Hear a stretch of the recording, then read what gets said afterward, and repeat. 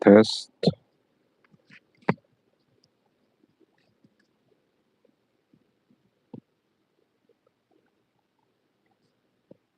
Test this guy.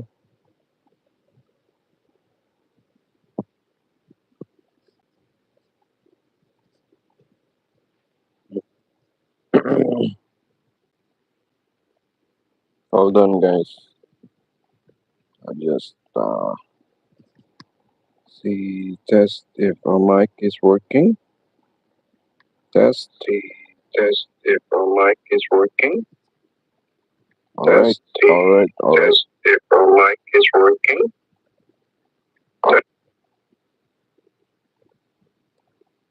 All right. Well, hopefully, I can receive my new mic soon. I need to save up some money. Okay, so let's talk about tonight. We'll be talking about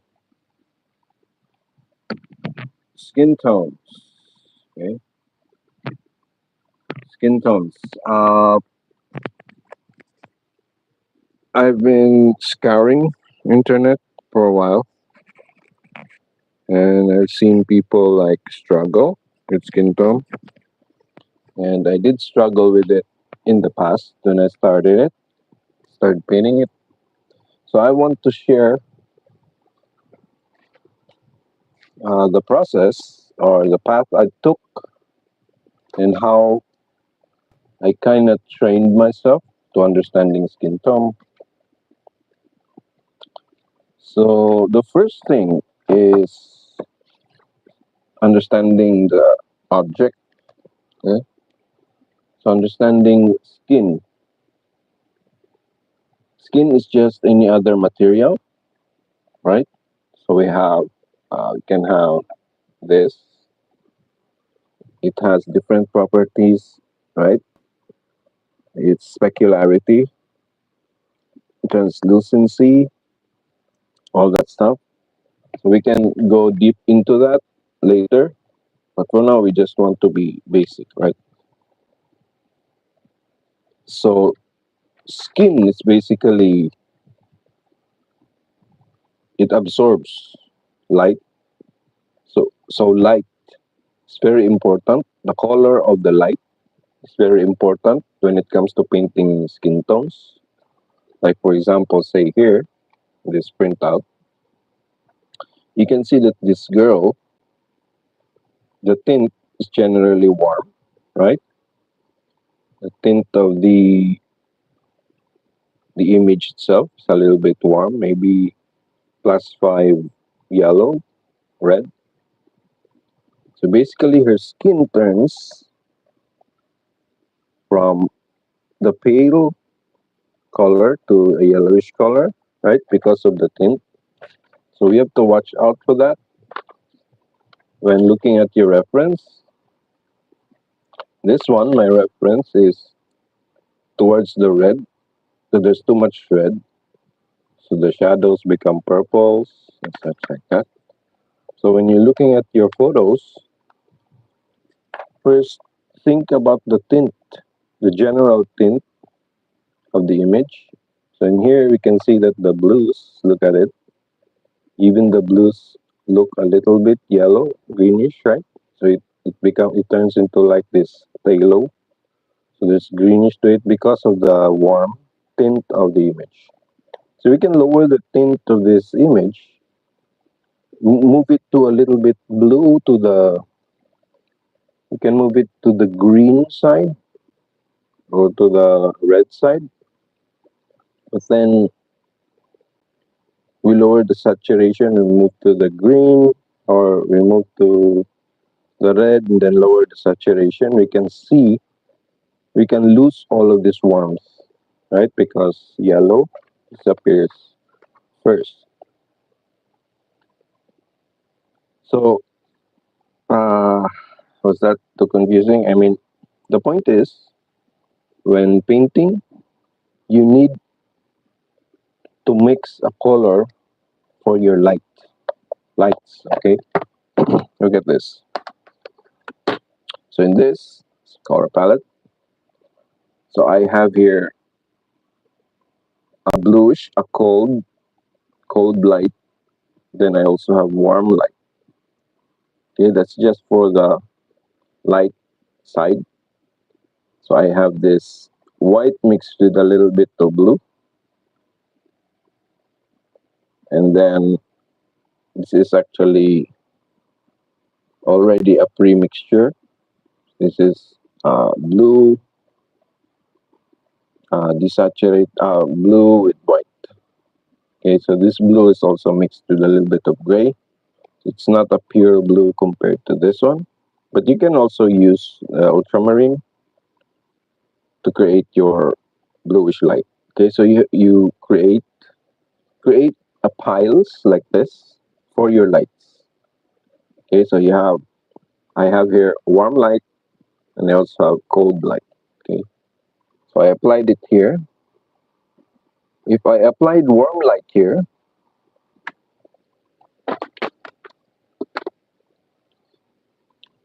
I applied warm light to this, I'm not going to be able to create this kind of pop.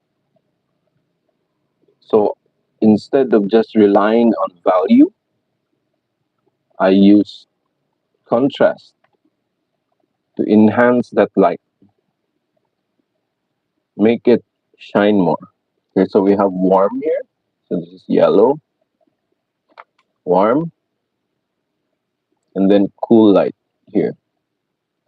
That will allow the light, allow this value here to seem to appear brighter than it is. Also here in the teeth, you can see it's very subtle, but there's cool and warm there. You can see in the shadow areas, in the lower part, there's cool, and then above it, there's warm. A little yellowish here, right? And then below it, there's this blue, similar to here. But this one, there's a cold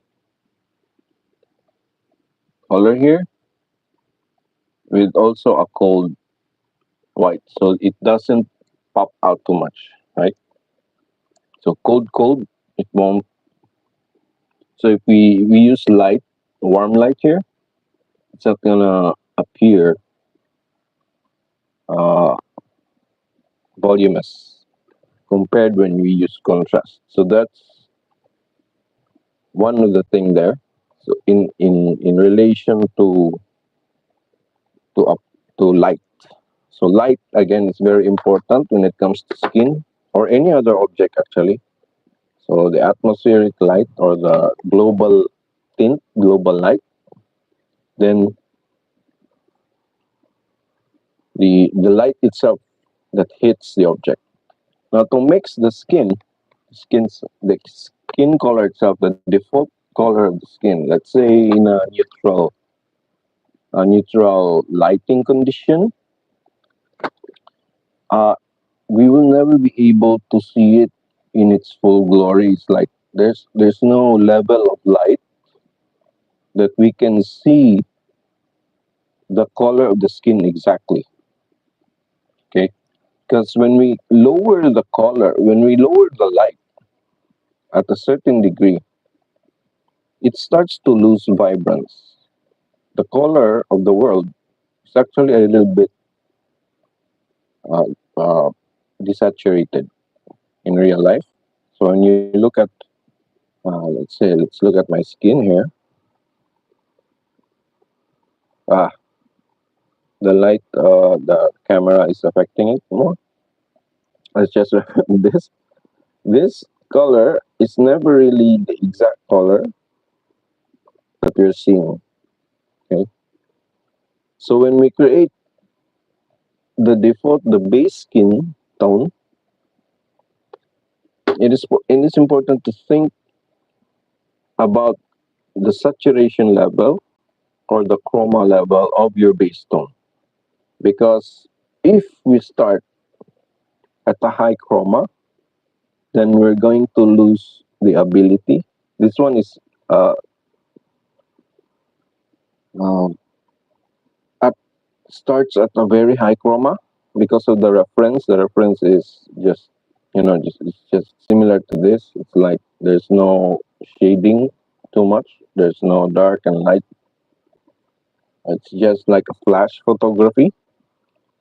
So we start the image at a very high chroma, and if we do that, we will not be able to use chroma to bring the skin forward or back. So it's best to start at a little lower chroma. So in a default setting, we say we use a burnt sienna, right? We have burnt sienna. That's relatively at a low chroma, and then you add white to it. It loses more chroma, right? So if we create this type of color skin, it's basically a warm skin tone.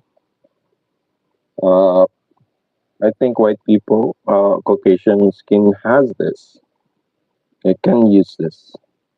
Remember those uh, old videos, VHS videos, old news broadcasts, maybe in the 1980s. If you notice the colors, they're mostly warm, right? Their photography, their portraits, they use mostly warm, and the shortcut there, so you can use burnt sienna for that.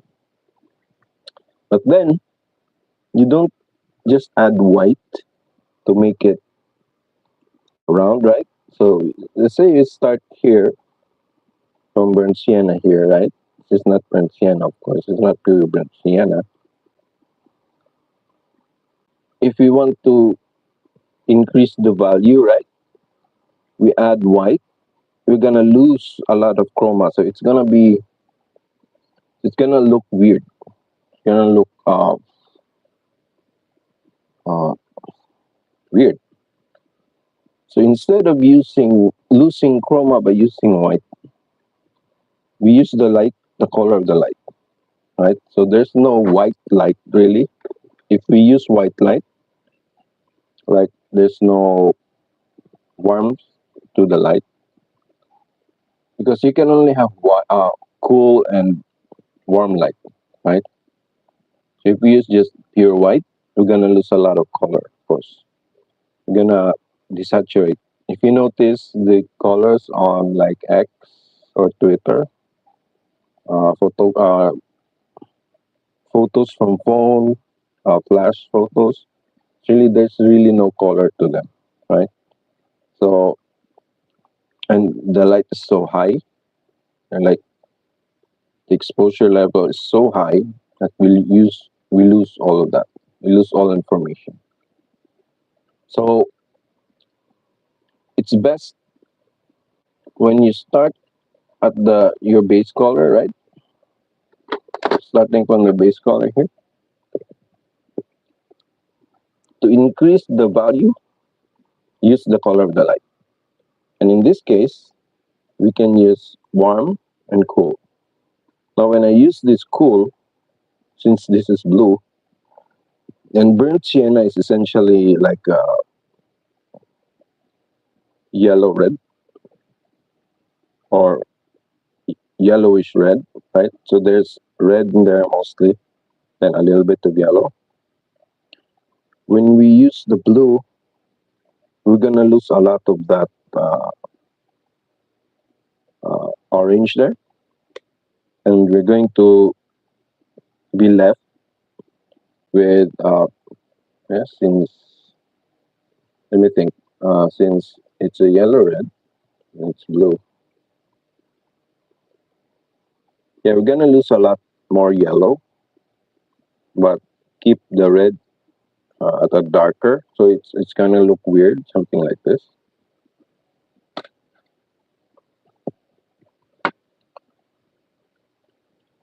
Where was I? So it's gonna look something like this, right? So it's going to be desaturated if we use cold light. So it's best to, if you want that effect, that's fine, but you need to arrange the colors from, if you want the warm first, the highlight is warm, Then you have to go cool, warm. Okay, so the mid-tone here should be warm because it's always going to be warm unless I've seen photos, of course, that has the mid-tone, the dark mid-tone of their skin at a cool color, and it makes it look dead. So you have to adjust everything, your environment light or the global lighting. You have to turn it into cool, and your shadows will become gray almost. It's not gonna look right. So okay, again, we're gonna explain more of this by creating our own uh, skin palette. So where was I? Use the light. The light is very important. And for shadows, you can use your finger like this. Just put it up against the light. Or you can use a semi-translucent object. Let's use this palette, for example. I just made this my own palette. This is Mylar and placed in a B5 size folder. Because I had to place glue stick here to seal the hole here. So you can use this, something like this, transparent or semi-transparent. You can use tissue maybe, a little bit of tissue. So just drop shadow there. Drop shadow. You see the color of the shadow, right? You can see in the yellow, it's gonna look gray, grayish, a little bit green, and it's going to be very desaturated green. And in the reds, there's gonna be some blue there, right? So you can use that. So that's exactly what I made, what I used to create this the shadow there. Look at the colors. So it's the same, right? So this base skin color, when placed under shadow, becomes this, right? Look at it.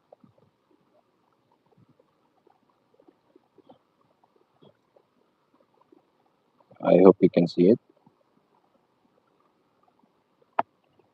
So again, turning the object at the surface to dark, to when the color loses access to the light now, it begins to desaturate, and the shift is abrupt. Okay, so as the power of the light is reduced on the surface, the color is both affected by the energy of the light and the environment, the global lighting, right? So in this case, I'm using blue as the global darkness, right? So when it reaches this point, when it falls into shade here, it loses all of this vibrance. So it loses the yellow, and the red becomes dull, right? It becomes duller. Doesn't necessarily have to be dark, but it's gonna look dark a little bit because this one is still in the hit by ambient light here, but in the shadow directly here, the color is abrupt, like 2 to 3 levels. So here from value level 3, we jump directly to value level is this 7, right? Is this 7? I think this is 7. Okay, so we lose a lot of light, and when we lose the light, the main light, only the environment light affects now the color. So since in this world, this painting world, I chose blue as the environment light or the global light. The I don't know what the exact term for that is, but like I explained in the previous videos, darkness, the color of darkness is actually for Earth. It's not actually black because there's always a little light bouncing everywhere. It's going to be like this midnight blue, but we can always use the blue. Okay? So for the sake of harmony, I chose a palette, my yellow, red, and blue. I use my blue as this color. So it's like a midnight blue. It's like a Prussian blue. It's just a mix of ultramarine and burnt sienna. So it's gonna have a little bit of red there, but it's darker. Okay. So my darkness is gonna range from that, from pure Prussian. Prussian is like ultramarine with black, right? Or cobalt with black. Or you can use uh, phthalo blue with uh, burnt sienna. You can mix that. You can create this type of color. Okay, so the darkness and the light, the color of the darkness and the color of the light is important when painting in general. So you have to choose your color. So what is the color of my light source, my main light source, right? And then what is the color of the darkness, right? So for example, if we remove the main light source, the darkness will remain, right? It's like I said before, when I think of darkness, it's like water, right? So everything is filled with that darkness, and then the light just dissipates them or removes them. So in this case here, it's important in any painting to choose the color of your darkness and the color of your light. That's going to determine your mixes. So your base skin tone will be factored into. But when when creating values for your base skin tone, the color of your darkness will always be taken into consideration, and the color of your light. So again, a simple way to do that is to have your object. Think of it as if it was filled with the darkness, and then add the light. How much of the light, how much darkness is going to be removed on this angle, right? I hope I'm finding it hard to explain in English. Anyway, so to mix your skin, first thing, the important thing is the light and the darkness, and then your base skin tone, your base color. Like in this case, the base would be this color, right? Like a mix of burnt sienna plus a little bit of uh, umber. It's too dark though. So to bring it to light, I add the light color. Then if it's too dull, I add yellow, medium yellow, and then add more red. So it just mix it. The idea is to not lose the balance of the balancing act here. So of course, when we add the light, right, we don't we don't want to desaturate the skin, the color, this one, further. So we want it to keep the color appropriate to the energy of the lights there. Because if you see I don't know if you're familiar with the light. I don't know what's the color, the Kelvin. Kelvin. Well, I don't know what's that. You have these energy levels, right?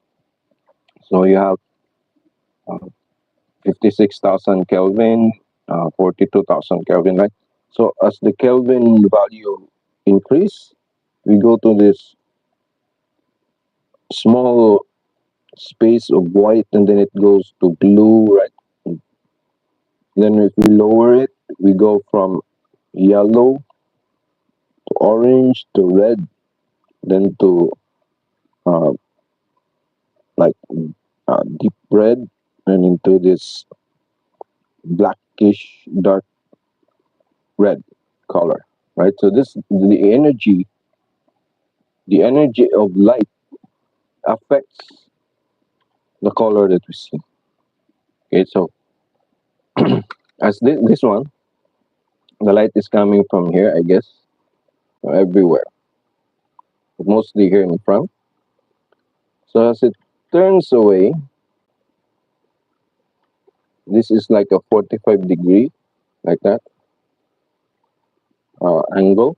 So it's gonna you're gonna still see. You're still gonna. You're not gonna see darkness there, right?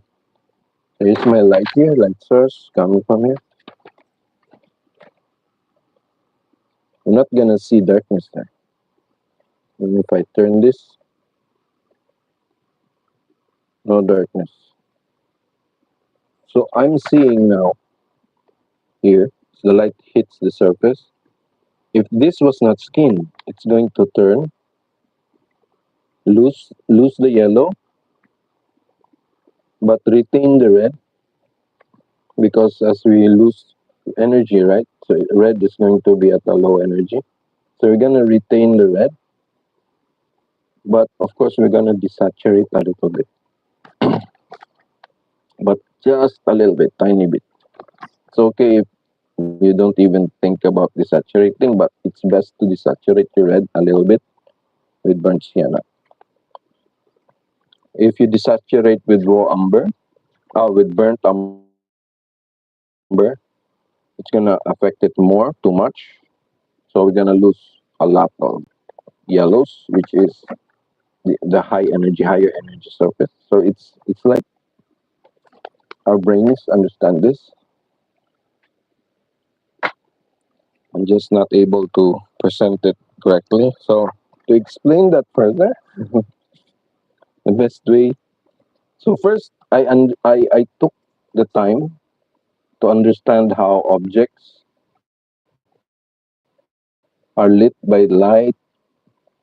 You know what's happening when light hits an object, right? When light hits color. Why does it look like that? When you turn it away, why does it turn to like orangey? Like look at this. Look at this medium yellow. I lost internet for a little bit, so hold on. Okay, so like I was saying, the medium yellow, right? When it turns, when it turned a little bit away,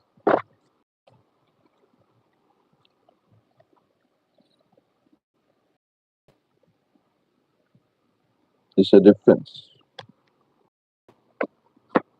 It's barely noticeable, but it's good to know these things. Anyway, so as I started painting skin,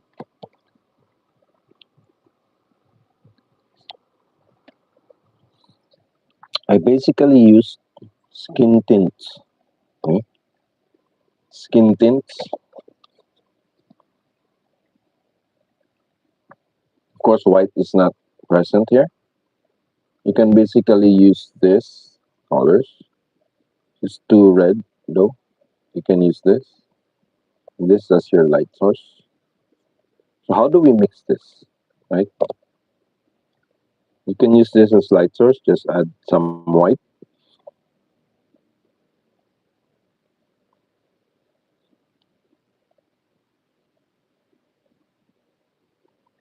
So first thing for this yellow, this is not. This is a little bit desaturated yellow. Hello, Puleng, Ibako. So it's just a mix of yellow and red. But in this case, I used yellow ochre to desaturate it, right? Use the desaturated yellow, which is yellow ochre, and then add a little bit of cadmium yellow, which is a medium yellow, just to lift it up a little bit. And then added brilliant red. Brilliant red is, I think it's cadmium red, but brilliant red is vibrant, more vibrant than cadmium. I don't know. But I just like the color of brilliant red because it's like pure red, it's more purer, and it doesn't have too much yellow in it. So this is it, mixing those colors. So there's just a little bit of red there. Okay, so this is for your main skin. You can use it for your main skin. Just add white to make it lighter or darker. For this is the second one. This is actually raw sienna. I started with a yellow that is a little bit greenish, right? Raw sienna is a greenish yellow, so it's desaturated. It's very low. it's like in the it's like value 5. Crimson, which is a bluish. So this is also bluish red, crimson, and then medium yellow. So basically, the raw sienna, I lifted the raw sienna with yellow, so I don't have too much green in there.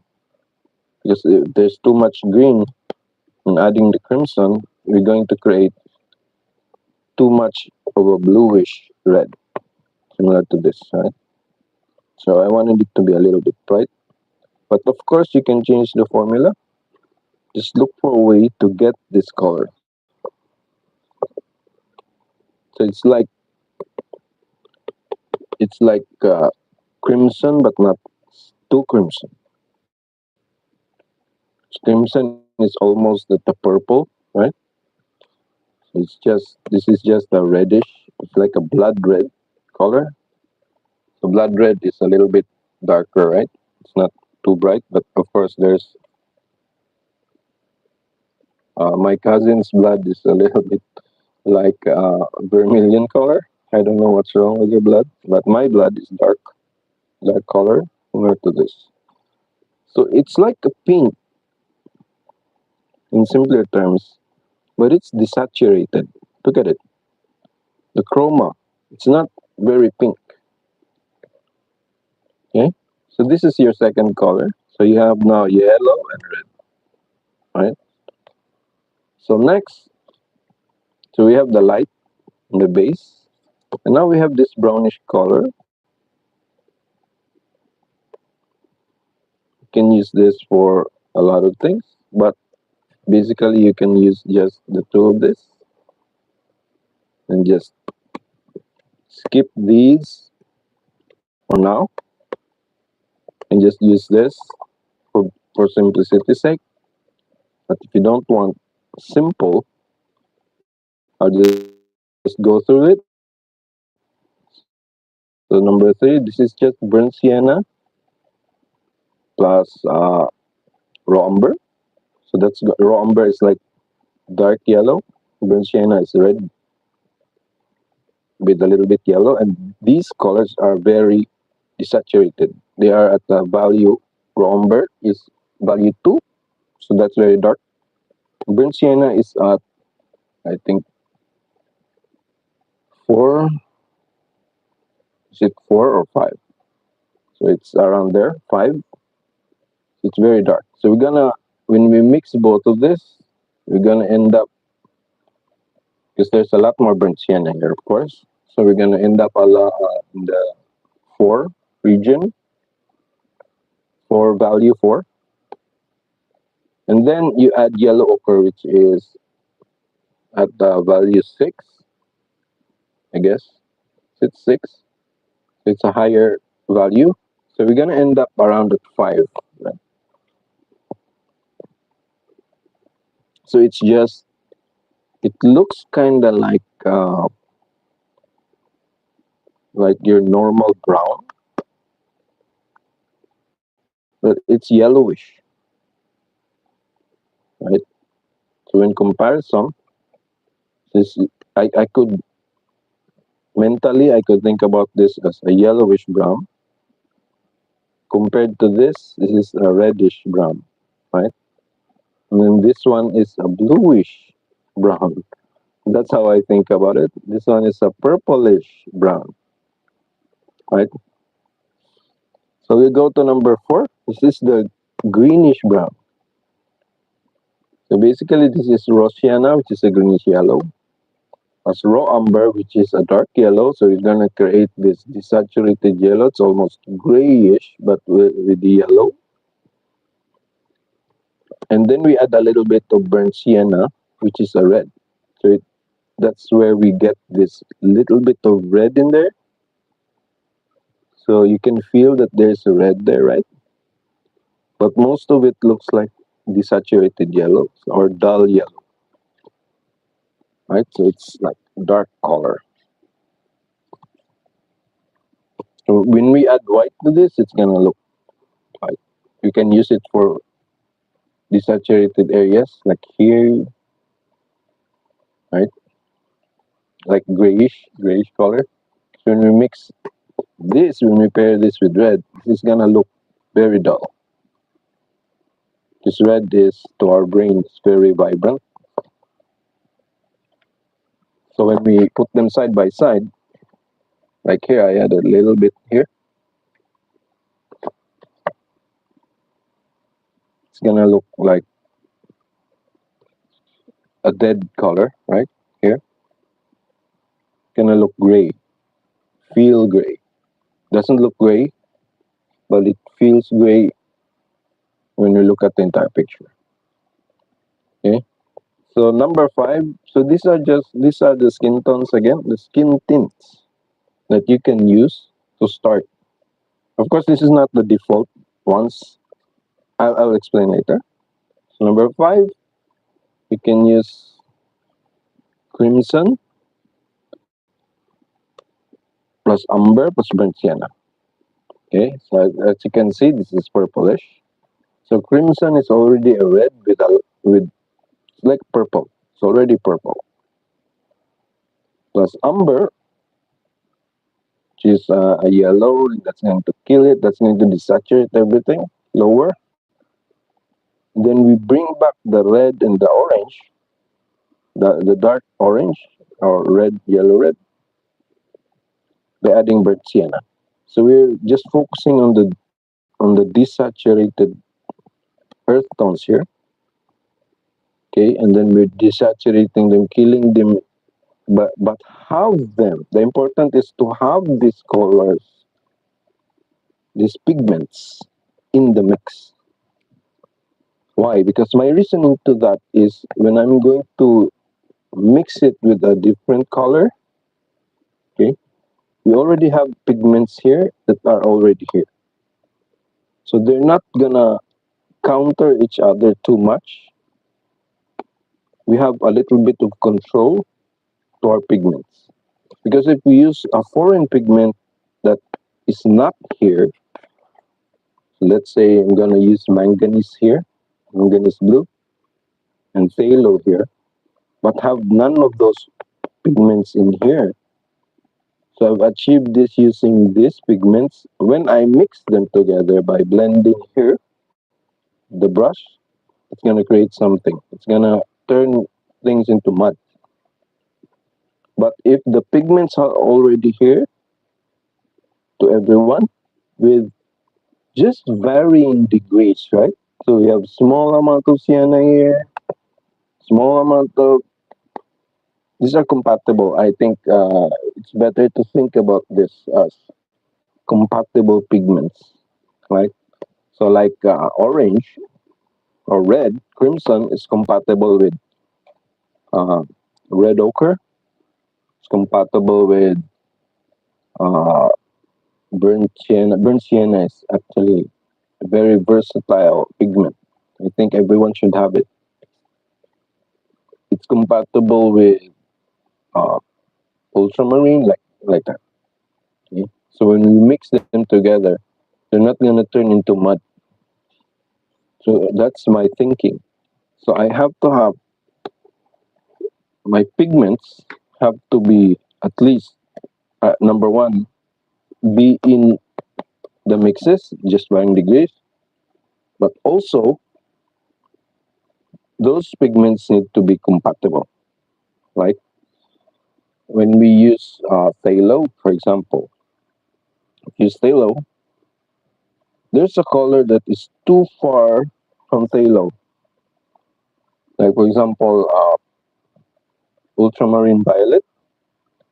So when we mix both of these together, they're gonna turn into black, right? It's a weird kind of black because we're not actually pigments are affected by light. Even if they're mixed together, they're still affected by light. So our brains can actually notice this a little bit. So have you noticed that you can make a ton, lots of version of blue? If you use different pigments of blue, you can have different types of blue. And there's a blue that you cannot achieve if you use this pigment versus this pigment, right? If you use this pigment to create this blue, and then you use this pigment to create this blue, you can't make it. So I was thinking I have to be careful with the pigments that I'm using, and to ensure the harmony, their harmony when they're mixed, I have to at least use them in the mixes, and I have to be sure that they're compatible.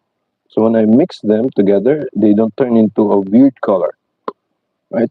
Because I've been mixing a lot of uh, acrylic paints, and there are grays that look ill.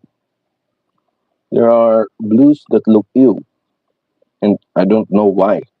It's just my brain. It's just how I feel about this color. Like it looks, it just looks weird. It's still a blue, but I don't like it. It looks like looks poop. There's a red or it's an orange. You can create a gray orange that looks like weird. So to avoid that, we mix the pigments. Okay, so we have compatible pigments, or compatibility is just referring to your taste, right? So if this red ochre, you mix red ochre with cobalt, and you like it, then good, right? So have those pigments in your mixes. So number four, that is it. Number five, yeah, crimson, romber. Oh, I think this is burnt umber or burnt sienna. So we get this purplish brown. Okay, so we get no, we will get this. So this is like a darker version of this, but it's a little bit purplish too. So we use crimson, burnt sienna, and romber. So it's a different. It's the same pigments. Look at it, the same pigments, but different arrangement, right? So I have crimson more than burnt sienna, so it's going to be bluish red, more bluish red. And the burnt sienna will add the orangey to it, so it kind of looks like orangey. There's an orangey energy to this color, right? And then the the umber will help lower the value and also add that yellowish to it. So it's gonna have an energy of yellow. So it's this is just a small amount of umber. Of course, it's all about it depends on you, but these are the colors. And now this we have this dark yellow brown. Okay, so this can be used in darkness. This too can be used in darkness, like main occlusion color. Now, occlusion is when no environment light actually hits it. So it's just like your global darkness. So this is now the darkness that is not affected by any light. A darkness that is not affected by global light or the darkness color, and it's not affected by the light itself or any secondary lights. So the I would call that the occlusion is when light is not hit, but you don't paint the occlusion as is. It's always affected by a glow, right? Like I explained in the previous video. Even if this is in the shadow, it's glowing a little bit because it's bouncing light towards your eyes. So this occlusion will not perfectly be the pure darkness that we have, right? Let's say my pure darkness is this is my darkness without any light. It is not going to look like this in this area sample. This is like a skin folded to each other. So of course no light is going to be visible at the darkest spot there, right? But that's not how it's gonna look because the light will bounce from the surrounding area and it's going to glow in a bloom and it's going to bloom and cover up the darkness. So you can use this. When we talk about occlusion, we're not actually talking about the actual occluded color, the actual color of the darkness of the occlusion. Just like in the skin, right? We're not talking about the actual color of the exact skin color in the perfect light, right? Like we're seeing it like in data mode, right? Because when our eyes, we see it a little bit desaturated, or we're seeing it mixed with light, or lost this color in the darkness. So we're not actually seeing the actual skin color, but we can take hints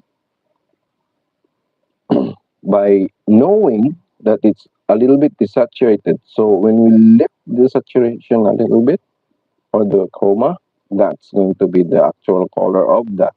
And then we remove the light color, that's going to be the exact color of the skin.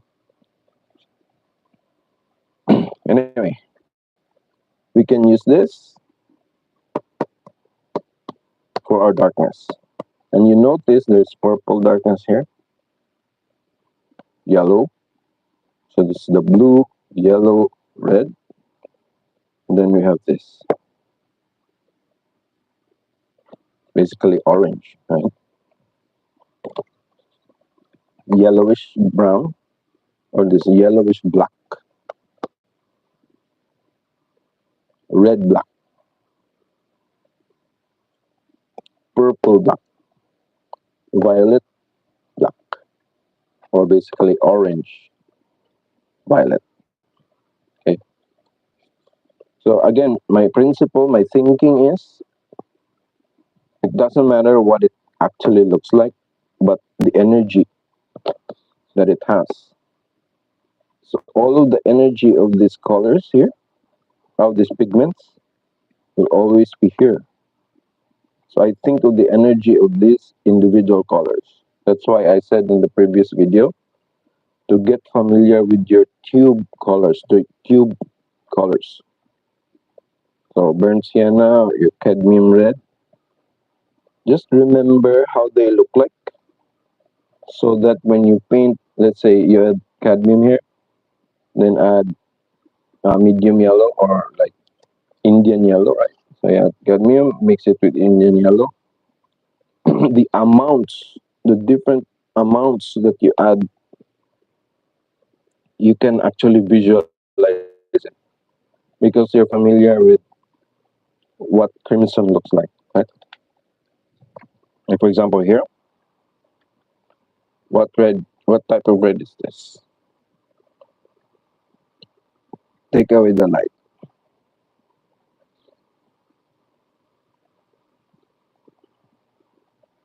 It's like a desaturated red, right?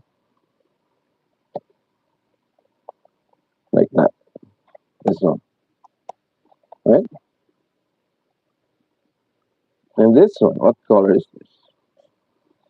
Is it this?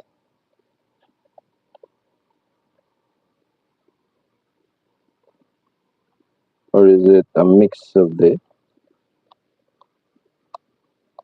Right? So if I use this with white a little bit, I can have that, right? Now I want it to be redder here. Which one should I use? Which one should I mix with this yellow to achieve this? Okay, so you're seeing the benefit now, right? So I mix this, I'm gonna be able to paint these vibrant areas here. If I want to desaturate, like here, I can mix it with this, or I can mix it with this.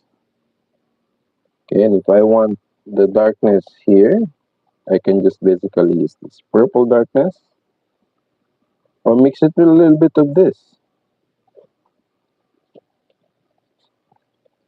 So number 7, burnt sienna plus umber. That's it. Raw umber. Yellow. It's red. It's orange. Dark yellow. Now number 8 is purple. I simply crimson plus umber plus raw sienna. A little bit of raw sienna. Just to have that, the energy of a yellowish energy there. You can feel it, right? There's some kind of yellowish energy there. It's purple, but it has an energy of yellow. And raw sienna is a dark color, right? But it has this greenish yellowish color, like similar to this, right? But some raw siennas are actually similar to yellow ochre, or closer to yellow ochre. But some raw siennas have this greenish, like earth tone. Okay, so that's it for now. I'll come back later. It's hard to speak in English actually,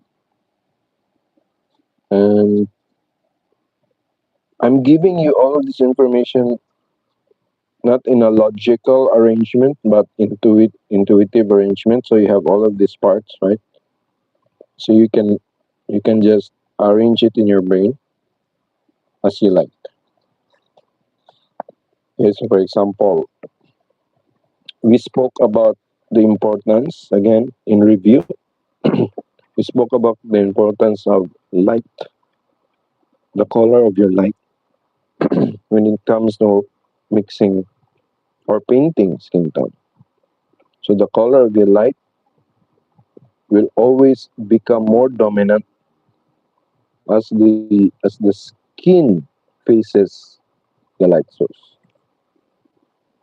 So here my hands look redder, right? And the more I face it to the light, the more pale it becomes, right? So I lost all of that reddish. There's still a little bit of red there, of course, but more of the color of the light. That's what I'm saying. And of course, in the highlight areas, like there, the color is just destroyed, right? Look at this. This is reddish here, but if the reflection of the light goes in there, boom, the red is covered with that light, right? It's lost. So we cannot find the real color of the skin right at the dark midtone. In the middle, the dark midtone and light midtone.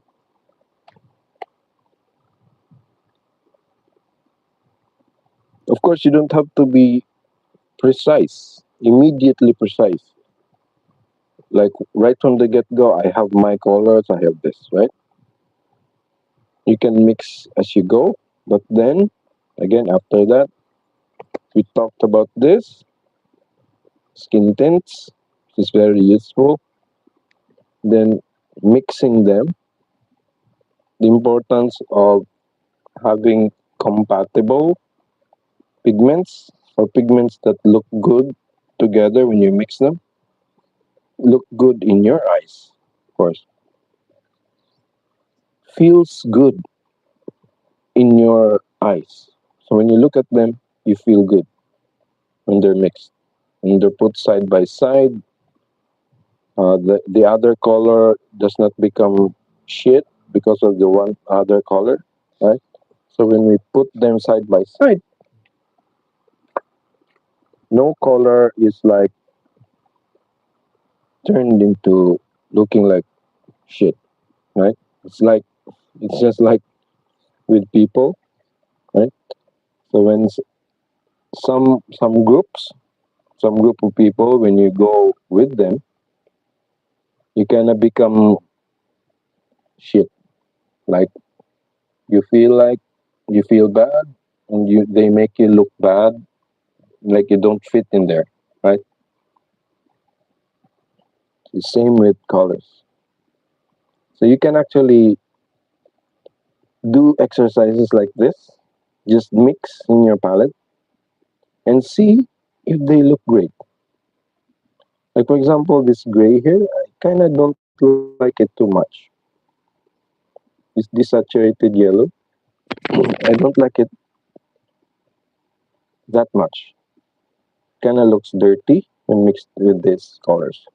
So I might try to add some red to that to make it a little bit compatible with them, or add more blue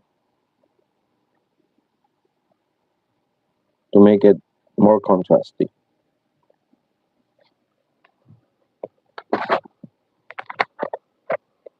So again, that's overview, the importance of light. We've touched on a lot of things today. The importance of light and how it affects the skin color, the actual skin color, the power of this, how you can start with just these colors here and white. You can just mix this. And then just add the grays next.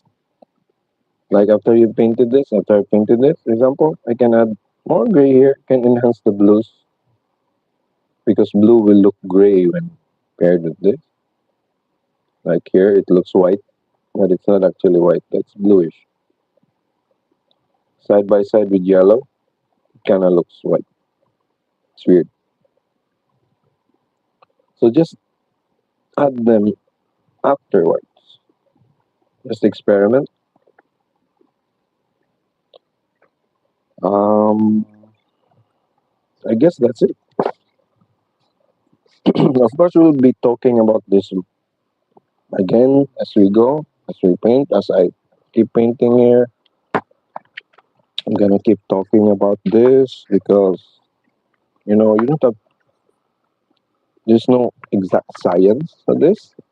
It's all about approach. It's all about how you solve the problem, right? So this is how I. These are the things that are in my mind as I attempt to solve this. So as I paint, these are the things that I'm thinking. When I mix color, I'm thinking of, okay, are my pigments harmonious? Do they belong to each other? Are is my darkness color, and my light color, are they good? Do they mix? Okay.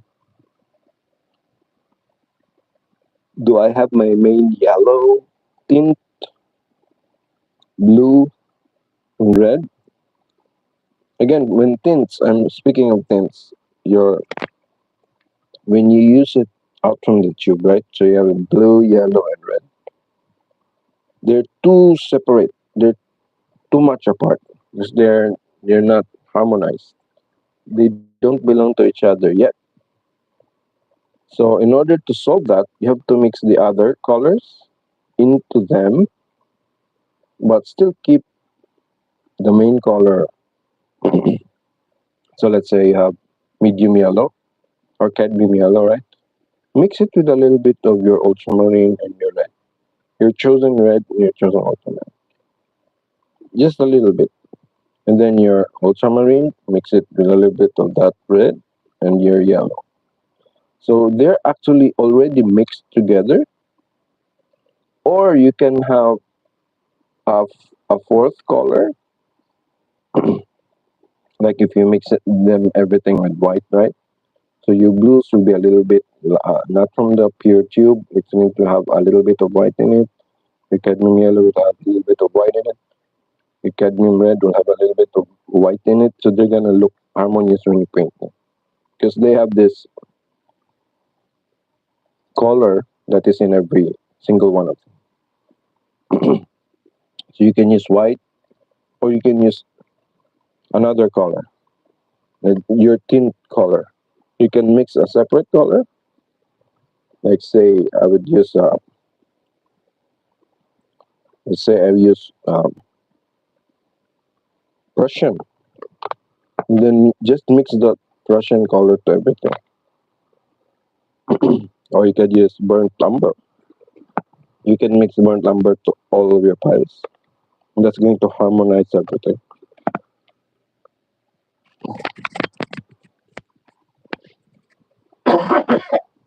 Oh,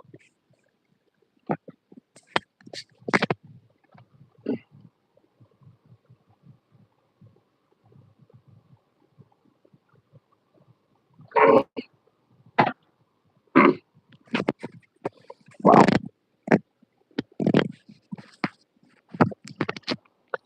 My throat has become so dry. I'm talking for an hour. Anyway, all of these little hints, this info dump, you can use it. Right? These are small things that I've learned. And then by combining them, having them in your mind while painting, it's going to help you a lot.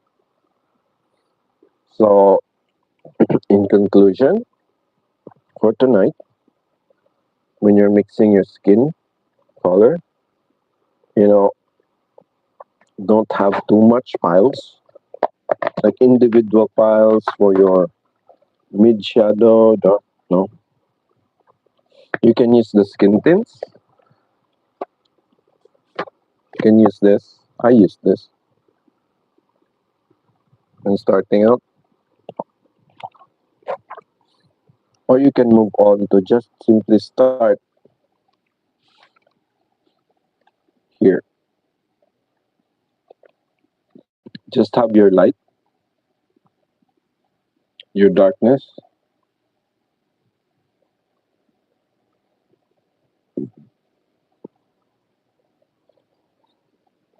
Just have your red. These are lemons. These things don't look good when it's there. They're gonna look like shit on her skin if I put them on there. How about this? So these colors are just, you figure them out right in here while painting. Now that seems like too loose, open-ended, right? And we want structure when we are beginners. When we're just starting out, we really want structure. So I'm gonna propose this to mix these colors. By creating these colors, you can also train your mind in mixing colors. You just achieve these colors, mixing them.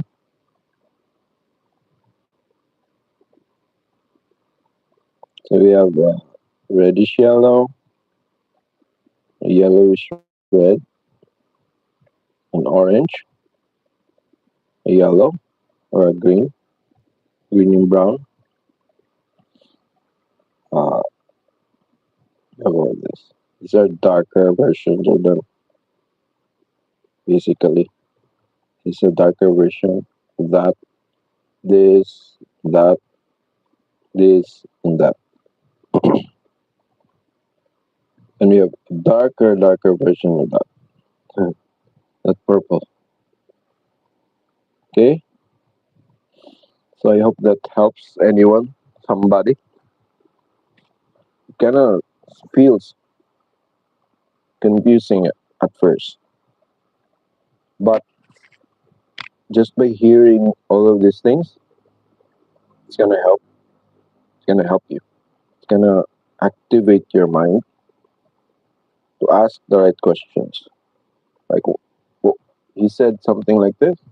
He said something like the value of light and shadow, color, and all that.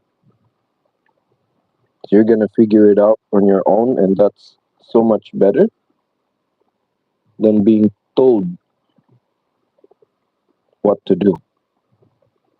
It's better if you start asking the right questions, like, yeah, exactly. So why is the skin look yellow here? But when it turns away from the light, it becomes red. What's going on? Is the color of the skin yellow or red? Well, now we understand because of the light. The skin has become buried under that light, and that skin actually absorbs light. So it takes on the color of the strong light source because the surface of our skin absorbs light because it's semi. Actually, there's subsurface scattering in computer graphics. It's a principle. Like the skin is like this jello, like a gelatin. You can color gelatin, right? Try making gelatin and then just color it. Food coloring, just mix the food coloring that's almost yellowish, but add white to it to make it like dirty yellow. Then you can see it.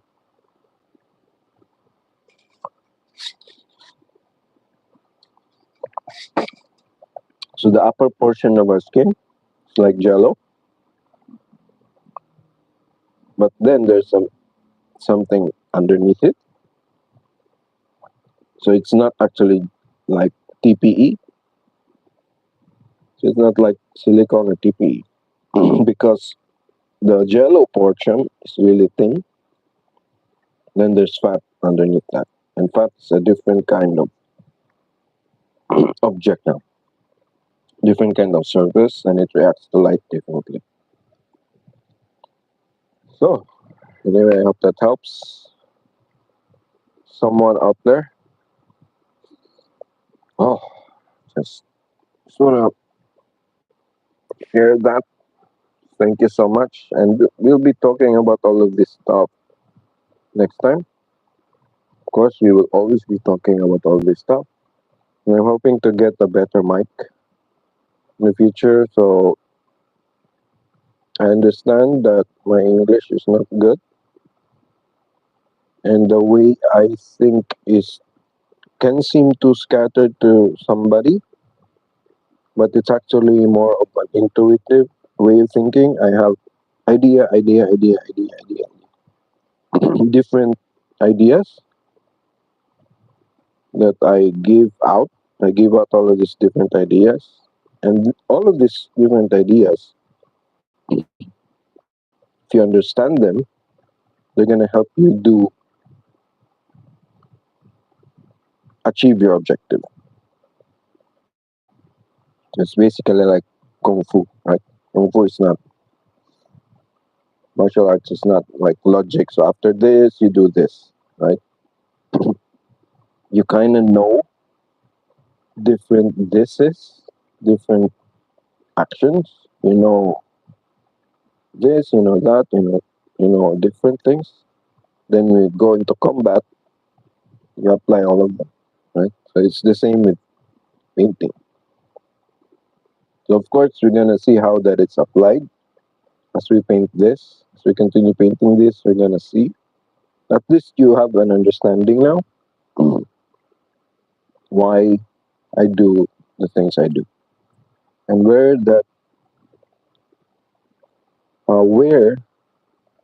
I base my decisions when using a specific color or when using or mixing a color or when deciding what color this is. It's not actually black. When I look at it, it's not actually black. The red, look at that.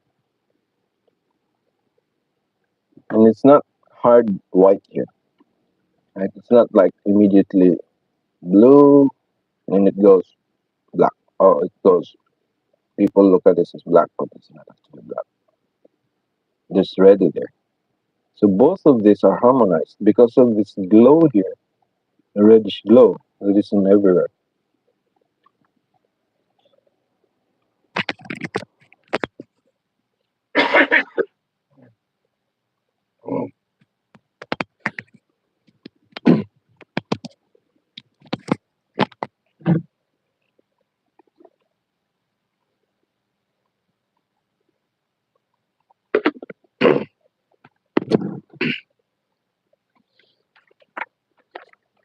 So it's the same here with this glow.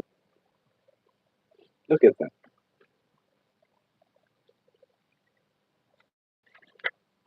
There's red, a glow that goes into the darkness there. So there's actually, the darkness is actually below all of this glow.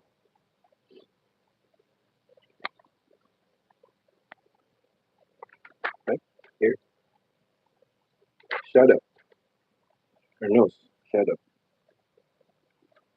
Not actually just dark, actually just dark. The skin here is glowing. So the shadow below there is being hidden by this glow, right? But because this is higher, so the glow is not going into that too much, right? And there's the burn there, corner, because the light is actually trying to fight your skin color, which is a reddish color. The light is trying to erase that color, so it leaves all this red here. It can't it can't eat the skin color here because it's hidden. So this light, this yellow light, can't eat the color here. Instead of turning it into yellow, it can't. Same as here.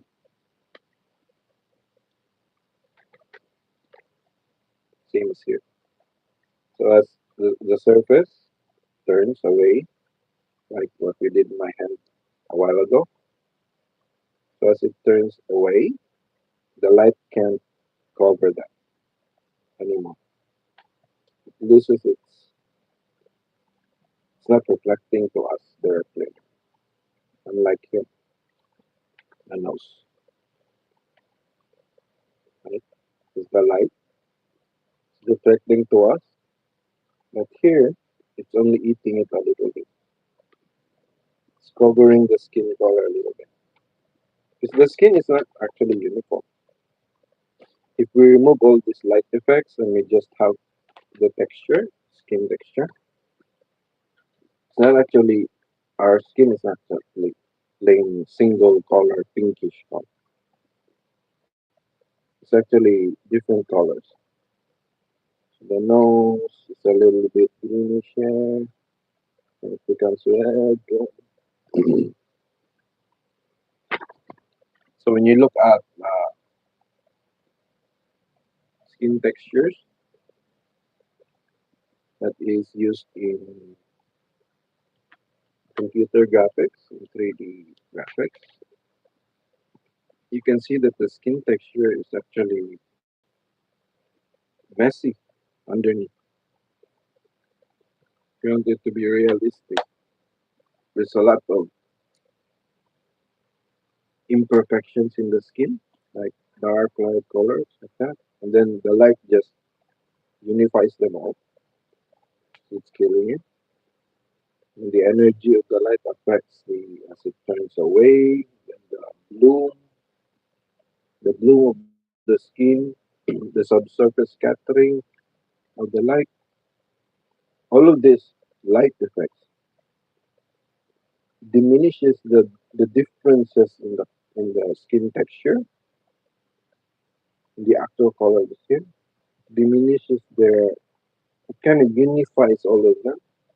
And then our brain, of course, doesn't want all of that detail, doesn't want to consciously be aware of all of that detail, but it feels all of that detail. So that's when we look at paintings, we know it's a painting. There's no variance there underneath, unless you're working with hyper realism. It's very hard. Anyway, that's it for now, and I'll catch you guys next time. Bye.